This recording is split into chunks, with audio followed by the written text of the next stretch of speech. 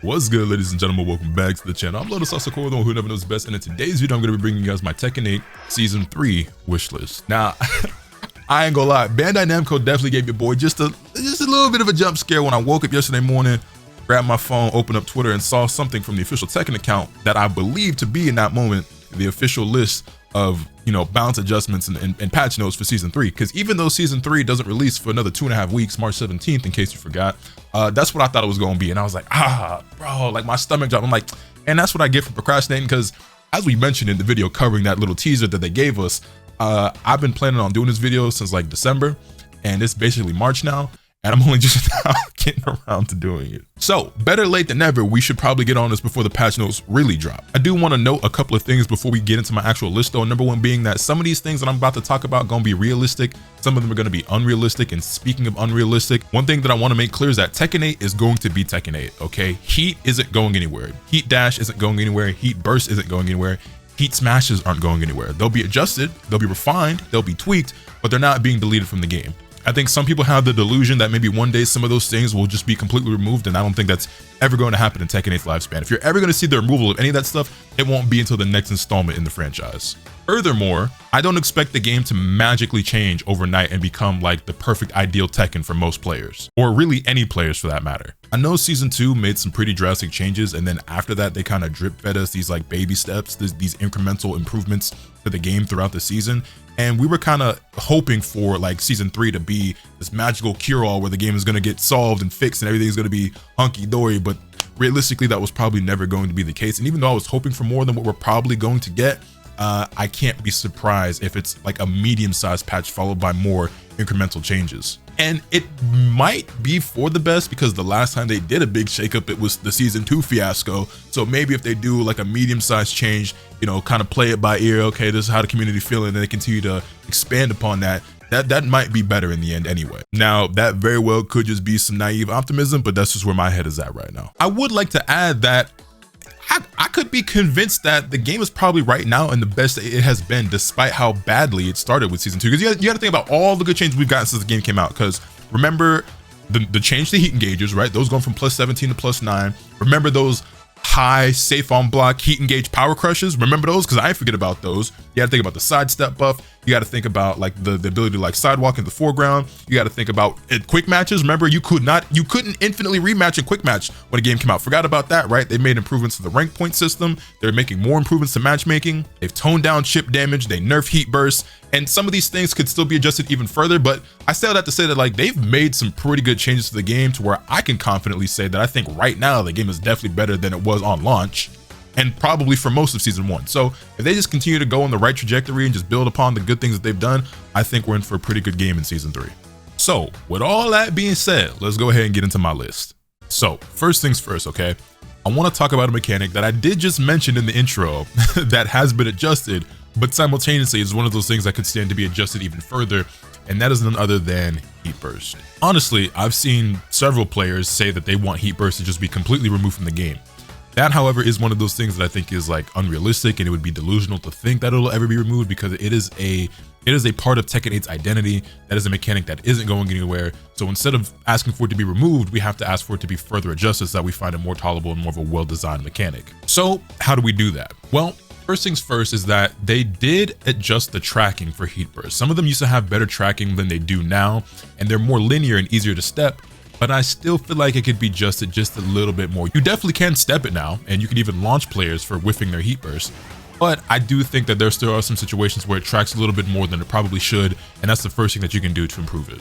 Second thing is range. I think that there are a lot of heat bursts in the game that still just have way too much range. You think of characters like Brian or Nina or Lee. Those are some of the first ones that come to the top of my mind, where they hit from like range 3, if not even further. Like they can all hit you from range 3, and I think that that's a little bit absurd. And I just feel like with all the utility heat burst has, it probably shouldn't also have that kind of range, which brings me to my next thing with heat burst, and that is, speaking of utility, the fact that you can get full combos from heat burst. It would probably be a healthy change for the game if they removed the bound property from heat burst. Heat burst is already a very strong power crush move that activates an install where you get powered up moves that can also lead to full combos, but you can also use it as a combo extender. It just seems like a bit much. Beyond that, one of the reoccurring topics of conversation in Tekken 8 right now throughout the community is the subject of combo length, right? Combos are too long, characters have too much wall carry, damage is too high, etc., etc. And what I will say is that I'm not somebody that feels as passionate or strongly about that as other people. Maybe it's because I've played other types of fighting games, whether it be 2D fighters or arena fighters and anime games and things of that nature. But I also am somebody who just likes combos. I like performing combos in fighting games. It's very satisfying. It's really cool. It's really fun. It's one of my favorite things about fighting games is doing cool combos. So while I enjoy the combos in Tekken 8, I would be willing to submit to them being toned down. And one of the ways you could do that in a pretty healthy way, in my opinion, is removing the bound property from heat burst. If you make it so that the character just gets immediately spiked to the ground, and I would even allow for like a follow-up. So let's say like I play Huo, right? If you allow me to get like a guaranteed 4-4-3 after the heat burst, but even then, if you just get nothing after it, it's just boom, here's 10-20 damage, you get spiked, and that's it. Like, I wouldn't really be mad at that. I know that does change the combo structure for a lot of characters and players, but I mean, we can all adjust. And one more little thing I kind of want to add about heat burst that I'd like to see get changed is the removal or adjustment of like the slow down and the zoom in when you activate a heat burst. Like, I get it, they want the game to be kind of cinematic and a spectacle, and they want the audience when you're watching tournaments and everything, ooh and ah, but like, it's just overdone in this game. I feel there's just too many things that like break the immersion or like interrupt the flow of gameplay or whatever, and it's just unnecessary. You know what I mean? I've seen people even make mods where they do remove that effect, and truth be told, I like the way it looks a lot better with some of those mods than the way it's currently implemented in the game. So if Namco could replicate something like that, I would personally be a fan. Not to mention that it feels like to me sometimes heat bursts with like the camera change kind of like makes situations even weirder, especially at the wall. Like, it feels like it kind of messes with the axis and the angle at times. And I don't have any examples off the top of my head or like on hand at the moment, but y'all know what I'm talking about, right? There's been some weird scenarios where like the character ends up spinning around, or like the whole camera does a 180, or you know what I mean? Like I think that might have something to do with the slow down zoom in camera effect that happens with heat burst. Now, the next thing I want to talk about is something else to do with heat, because again, this system isn't going anywhere, but some of these mechanics could stand to be adjusted. And I don't know how y'all feel about this, but personally, it is my opinion that absolutely zero characters should ever be regenerating heat under any circumstances. Why can a character like Law hit you with a combo, pop the heat burst mid combo, and then end the combo with more heat than he started with? It's already one thing that like your heat bar freezes when you're in the middle of a combo, but you tell me he can just throw out nunchucks 2-3 times in a combo and end with a full heat bar? Because when you pop heat burst, you don't even end. You don't start with full heat, like it's reduced a little bit, but you can end with a full heat bar. And then you got characters like Lars and Lily who are just jumping around the screen, twitching and twerking and getting more heat for it. Like, I'm not with it. I'm not with it. Truth be told, I don't really know what reality we live in with where somebody approved that. That's crazy to me. Heat is already such a powerful mechanic. And again, certain opinions I may have could change depending on how certain things are adjusted, right? So it's like if heat burst is toned down a lot and then heat overall just has like less power to it, would I then be okay with heat regeneration? Or like with anything else, like if the combos are like scaled harder after a heat burst, am I okay with there still being a bound? Like yeah, that's something I got to play by ear. Like, I'd have to see it to then have an opinion on it, right? So you take that with a grain of salt. But as it currently stands, there should be no heat regeneration. And I really don't see a world where like I would ever be okay with heat regeneration, truth be told. Next up, I have one last thing I want to talk about when it comes to heat, and that's heat smashes. Now, we did already get a little bit of insight as to how heat smashes will be changed in season 3. But this is something I wanted to talk about anyway. And I don't mind the changes they made, but I did have a different idea or opinion on heat smashes compared to some other players. So here's what we already know, right?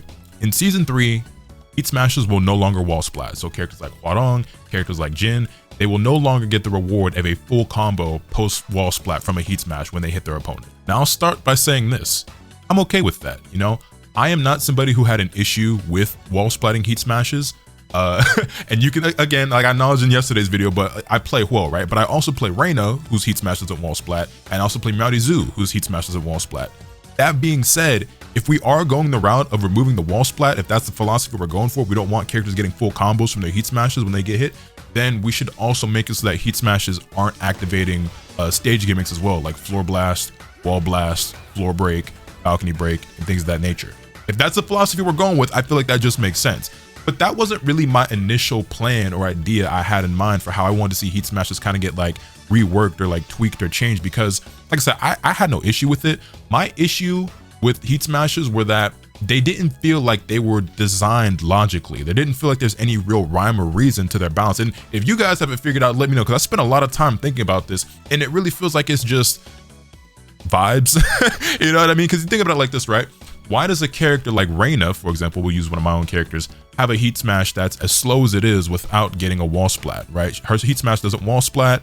It doesn't have particularly high damage. It gives you a mix up, you know, a stance mix up on block, but like that's almost every heat smash, you know what I mean? So it's just like, what makes hers so special or good that hers is like as slow as it is? It's got decent range, you know, but that's really it. Is that really enough? Then you have a character like Whoa, where his heat smash is faster, gives you a stance mix up on block, it wall splats, the damage is about the same. So it's like, you know what I mean? And then you have a character like King who had like no downsides to his heat smash. And y'all remember when King's heat smash used to do like 70 damage or something ridiculous like that? And he's getting mix-ups and it's plus and everything. And it's just, you know what I mean? It really just feels like vibes, because the way I see it, there should be like checks and balances. There should be pros and cons, where if this heat smash gives you a wall splat on hit, then it should be like lower damage. You know what I'm saying? If this heat smash has really high damage, then maybe it should be like really slow. If this one's got really good range, then it should probably also be like very linear. You know what I'm saying? Which heat smashes still probably have a little bit more tracking than they should at times. They have been adjusted, they have been nerfed because they were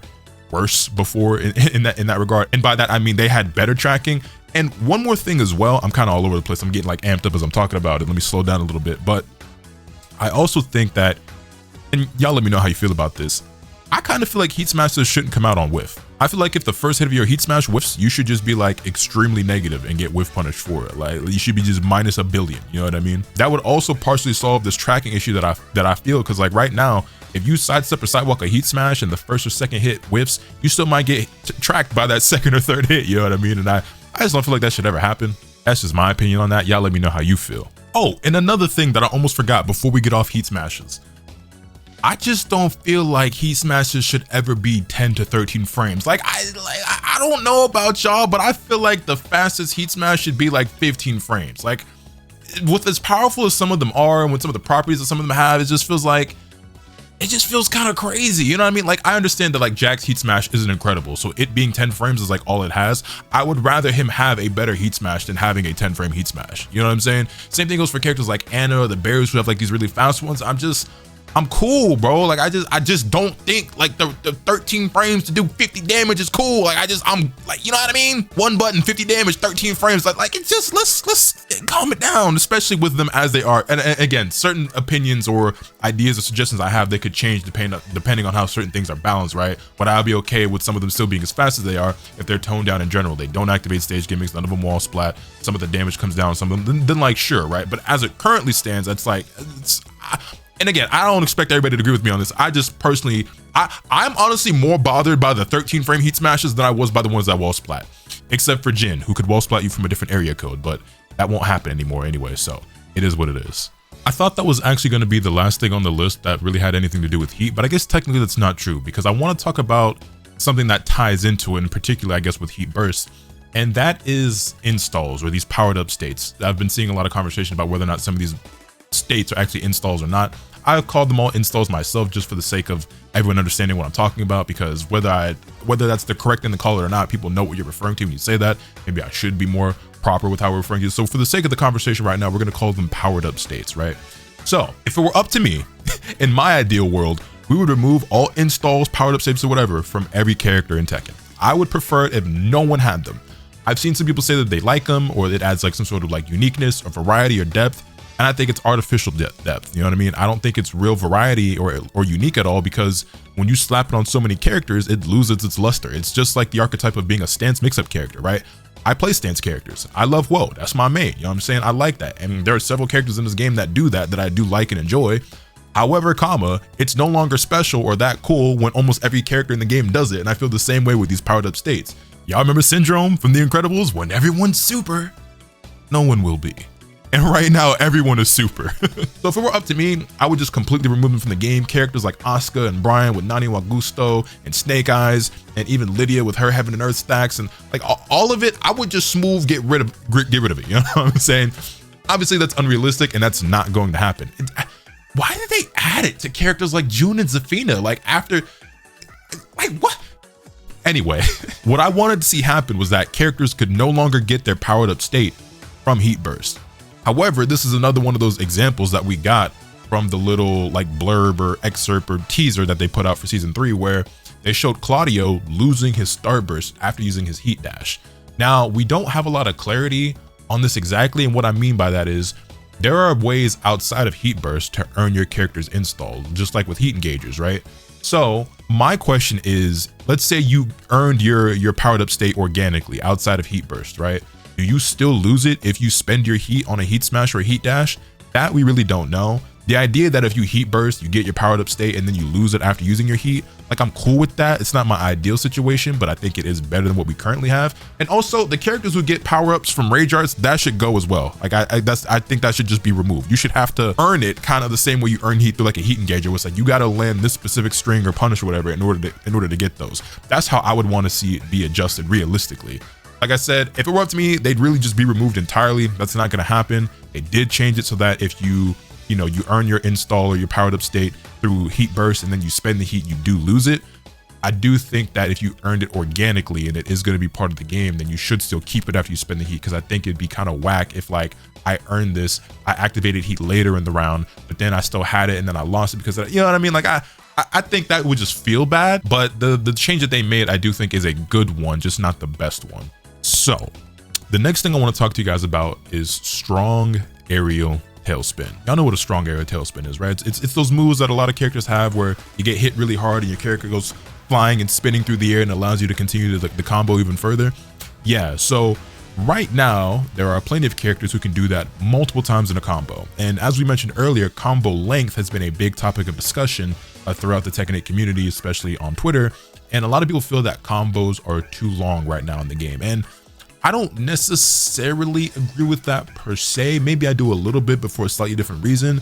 I think more than anything, I agree with the sentiment that combos are kind of too versatile. And what I mean by that is, right now, your typical B&B for your character is probably going to give you maximum wall carry, as well as maximum damage, as well as good Oki. You kind of get everything all in one, whereas before in like older Tekken games, you kind of had to like pick and choose. Do I want max wall carry? Do I want to cash on a max damage? Do I want something that's going to give me less damage but more Oki at the end of it? You know what I mean? And that's not really the case anymore. There are still some situations where that kind of applies, but you don't really have to think too much about your combo choice more often than not these days in Tekken 8. And that's something that I feel like could stand to be looked at, although I don't really think that's going to change. But right now, I do think combo length is a big talking point for a lot of people. And I think one way you could easily like resolve that is by only allowing one strong aerial tailspin per combo. This would cut down on combo length, this would cut down on wall carry, this would cut down on the damage. You kind of like mitigate all of it altogether right away with that change. And also, if you combine that with the heat burst change that I mentioned before, where it no longer bounds and it just does a spike or ends the combo or whatever, you know what I mean? If they shorten combos, I won't be too upset. Like I said, I like long combos. I think they're cool. I think they're fun. It won't be the end of the world for me. If this is something that does get adjusted, it's not going to make or break the patch for me. But I think for the health of the game and for the happiness of the majority of the player base, it seems to me this probably would be a good change. And here's kind of where I'm at when it comes to combo length in terms of like, I somewhat agree. The way Tekken is, right, it's 60 seconds per round, which is not a lot of time compared to like most other games where it's 99 seconds, or even a game like DBFZ where it's like 300 seconds, you know, for the round. Rounds end very quickly, partially because they're so short and also because, you know, of the high damage. But now more than ever, we're seeing rounds end in timeout, which I personally think is kind of lame and anticlimactic. When it's something that happens very rarely and there's like a really tense match, there's been a back and forth, and at the very last second, you know, the person got a hit and the time ran out and boom, you know, there was an upset or whatever, or somebody clutched it. Like that, it can be cool, but with it becoming more common, I think it's not only like anticlimactic and just kind of like lame, it's also counterproductive to like their philosophy or their vision with Tekken 8, where they want aggression and offense, they want people fighting back, they encourage active defense, they want you to maul each other. And with the health increase that they did, as well as the length of combos, you're seeing more and more rounds where both players are still alive at the end, which I don't think suits their vision, and honestly I don't think is nearly as fun. So if you were to revert the health bar change from 200 back down to 180, I think you could fix that. I think obviously if you make combos faster and shorter by removing multiple strong aerial tailspins, that could also help with that issue a little bit. So that's kind of where I'm at with it right now. Honestly, with that being said, I would prefer reverting the health change. I actually have never been the biggest fan of like giving characters more health. I kind of get it because you get snowballed so much in this game. That extra 20 HP makes it feel like you still have that much more of a chance to live, but is that really even the case when characters are still two-touching you anyway in Tekken? You know what I mean? And I would kind of prefer like either the health gets brought down, and at this point I'm talking about you know, fixing like matches ending in timeout more so than the combo thing. But if you were to buff poking so that the pokes do more damage, if you were to take away more health, I would probably like that more. I know that's probably not the popular opinion because I've seen some people say that they actually want another health increase, which I don't know what that solves. Like I don't know how that fixes anything in the game, if I'm honest. But yeah, I wouldn't be in favor of that at all. Anyway, back to the original point. I think if you make it so that you're only able to do one strong aerial tailspin, that probably mitigates a lot of issues players have. It's not something that's a huge deal to me, but I wouldn't be mad if you did do it, but I won't care that much, honestly, if you do that. Now, these last few things on my list are some personal gripes that we're not going to spend too much time on individually. And the first one amongst that like secondary list is guard breaks. I don't like them, not one bit. I ain't got no alternative to this. I just want them removed from the game. straight up, man. I want guard breaks and guard break mix-ups just completely removed from the game, bro. They don't feel like Tekken to me. You ever hear people say it feels like you're punished for blocking in this game sometimes? Yeah, you know, that's when I feel like I'm punished for blocking. Like you try to turtle up and you eat a guard break mix-up. Like I blocked and now I'm dying for it. Like cool. Cause like, you know, how many times you had your back to the wall against Heihachi, and guess what? He gets a guard break and he get a 10 frame follow-up and his 10 frame string wall splats and then you die. That's buckets and buckets of fun. And then, you know, there's other characters as well. Like I get it, these are highs and you can duck them and launch, but it's not even just about counterplay. It's just that like I just don't like it. I'm just not a fan. That's all. Like I said, I ain't got no alternative. It's not about how it could be improved. I just want them deleted. It won't happen, but I'm just, you know what I'm saying? That's just where I'm at with it. Next up on the list, chip damage. Chip damage has been nerfed before. They have reduced the amount of chip damage in the game, but I think you could tone it down even more. I don't know what the community feels about this one, but I could personally do with less chip damage, especially when characters are in heat. That's where I'm at with it. Y'all wanna know something else that really bothers me in this game? And it didn't at first, but the visual effects are too much at times. And so are the sound effects. In particular, I'm looking at Clive and I'm looking at Zafina. They just got entirely too much going on. It's way too much visual noise. Sometimes when Clive is doing his stuff, I don't even know what the fuck I'm looking at. And Zafina's sound effects, especially when she's got her installer, her powered up state, is mad obnoxious. This sound right here, this move right here,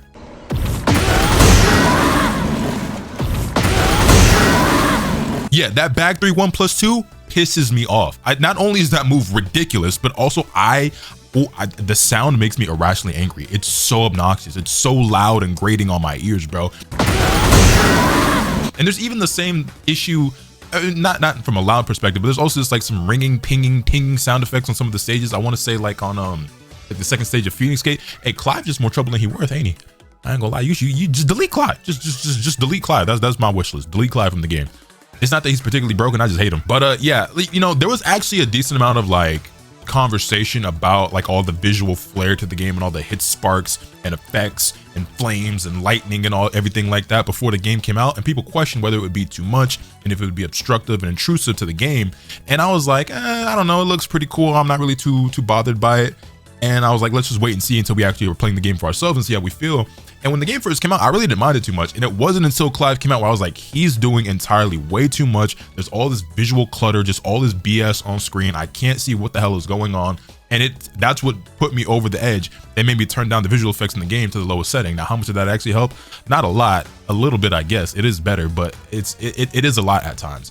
And then you have, like I said, just certain sound effects that are just doing way too much. And then, like the really like visceral sound you get on like certain lows and things like that. Like I feel like that sound effect used to be a lot less common in older Tekkens, in like Tekken 7, where it's like a hatchet kick or something like that, like a powerful low to give you that sound. But now you get it on what feels like just way more moves, and it's just like I don't know. I guess again they're trying to make it cinematic and powerful and add all this impact and blah blah blah. But it's honestly having the opposite effect, and all it does is just kind of like annoy me when I'm playing the game.